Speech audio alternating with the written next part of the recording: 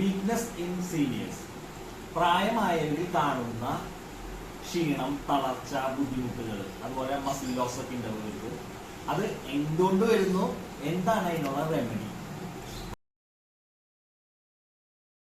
പ്രായമായിട്ട് വളരെ ബുദ്ധിമുട്ട് അനുഭവിക്കേണ്ടാവും. പ്രായമായവർ നമുക്ക് അത് ഭയങ്കര ക്ഷീണമായിരിക്കും, തളർച്ചയായിരിക്കും, ഇരുന്നോട്ട് നയിക്കാനുള്ള ബുദ്ധിമുട്ട്, അല്ലെങ്കിൽ ഇരിക്കുമ്പോൾ വീഴാൻ പോവുക, നടക്കുക, സ്റ്റെയർ ക്ലൈംബിങ്, അതായത് സ്റ്റെപ്പ് കയറുമ്പോൾ ഉള്ള ബുദ്ധിമുട്ട്. ഇവർക്ക് എന്തുകൊണ്ടാണ് ഇത് വരുന്നത്? എന്താണ് ഇതിനുള്ള പ്രതിവിധി? എങ്ങനെ വരുന്നത്? ഫസ്റ്റ് തന്നെ ഏജിങ്, പ്രായമായതുകൊണ്ട് വരുന്നത്.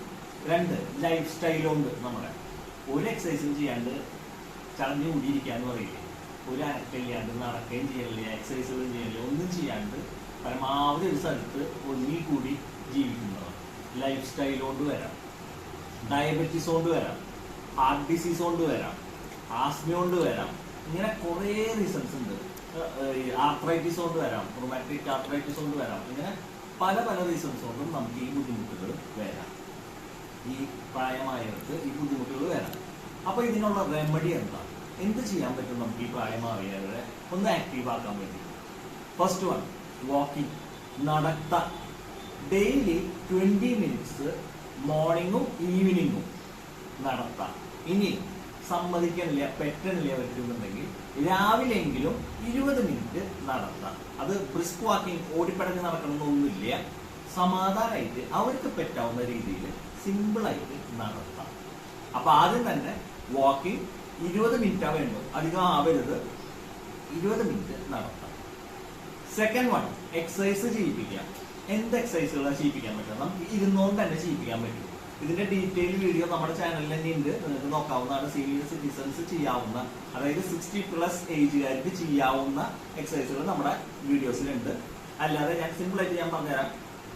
ഡമ്പൽ ഉള്ളവരാണെങ്കിൽ ഡമ്പൽ വെച്ചിട്ട് പതുക്കെ കൈക്ക് മേലേക്ക് പൊക്കലും, അങ്ങനെ കാല് നനക്കലും, ഇങ്ങനത്തെ കാര്യങ്ങൾ ചെയ്യാം.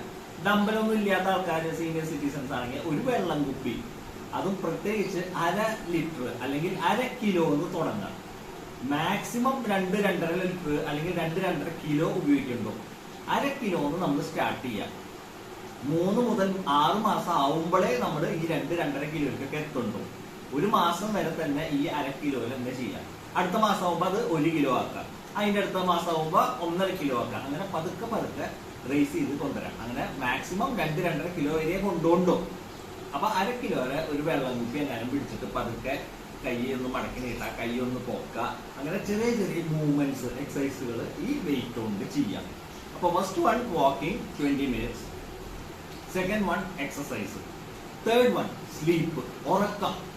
നിർബന്ധമായും 8 മണിക്കൂർ ഒരു സീനിയർ സിറ്റിസൺ, പ്രായമായിട്ടുള്ള നമ്മുടെ വയോജനങ്ങൾ നിർബന്ധമായിട്ടും ഉറങ്ങിയിരിക്കണം. 8 മണിക്കൂറെങ്കിലും ഉറങ്ങിയിരിക്കണം.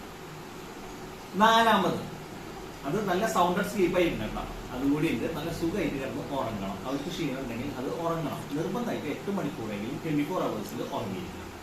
നാലാമത്തെ കാര്യം, ഭക്ഷണം. നല്ല പ്രോട്ടീൻ റിച്ച് ഫുഡ് അവർക്ക് കൊടുക്കണം, ഒപ്പം വൈറ്റമിൻസ്. അല്ലാതെ എന്നും കഞ്ഞി മാത്രം കുടിച്ചാൽ ശരിയാവില്ല.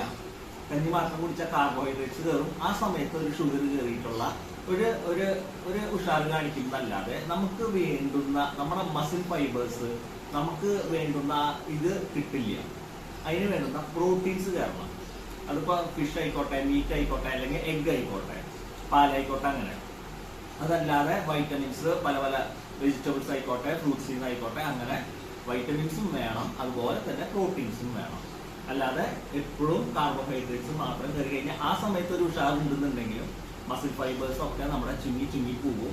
അതിനുള്ള വിലയില്ലാണ്ടായി മാറും. അപ്പോൾ നാലാമത് നമ്മൾ പറഞ്ഞു, ഫുഡ് പ്രത്യേകം ശ്രദ്ധിക്കാം. അഞ്ചാമത് ഏറ്റവും മെയിൻ കാര്യമാണ് സൺലൈറ്റ്. എല്ലാ ദിവസവും നിർബന്ധമായിട്ട് വെയിൽ കൊള്ളണം. സീനിയർ സിറ്റിസൺ, അതായത് നമ്മുടെ വയോജനങ്ങൾ നിർബന്ധമായിട്ട് എല്ലാവർക്കും വെയില് എല്ലാ ദിവസവും ഒരു 15 മിനിറ്റെങ്കിലും കൊണ്ടിരിക്കണം ഡെയിലി. കുറേ അസുഖങ്ങളിൽ നിന്ന് നമുക്ക് അതിൽ നിന്ന് രക്ഷപ്പെടാൻ പറ്റും. ഞാൻ തന്നെ കുറേ പേഷ്യൻസിൽ എൻ്റെ തന്നെ ഞാൻ കുറേ ശ്രദ്ധിച്ചിട്ടുള്ളതാണ്. വെയിൽ കൊള്ളിക്കുമ്പോൾ പല പല അസുഖങ്ങളും ഉണ്ടാവില്ല. അതുപോലെ തന്നെ അവർ ഭയങ്കര ആക്റ്റീവായിരിക്കും.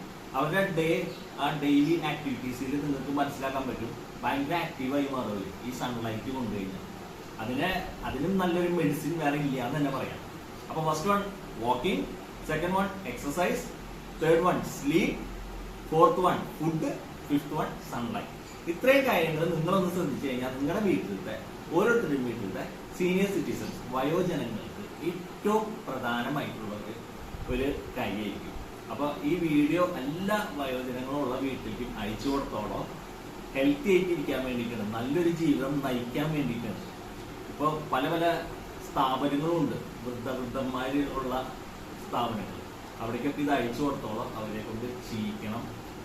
എത്ര ചെയ്യുന്നോ അവർ അത്രയും ഹെൽത്തി ആയിട്ടിരിക്കും. നമ്മളെ പോലുള്ള ആൾക്കാർ തന്നെയാണ്, നമ്മൾ തന്നെയാണ് അവർ. നമ്മളെ തന്നെ നമ്മൾ അവരിൽ കാണണം, അത്രേ വേണ്ടോ. അപ്പോൾ ഈ വീഡിയോ എല്ലാവർക്കും ഷെയർ ചെയ്യുക. ഇഷ്ടമായി എന്ന് വിചാരിക്കുന്നു. Thank you for watching.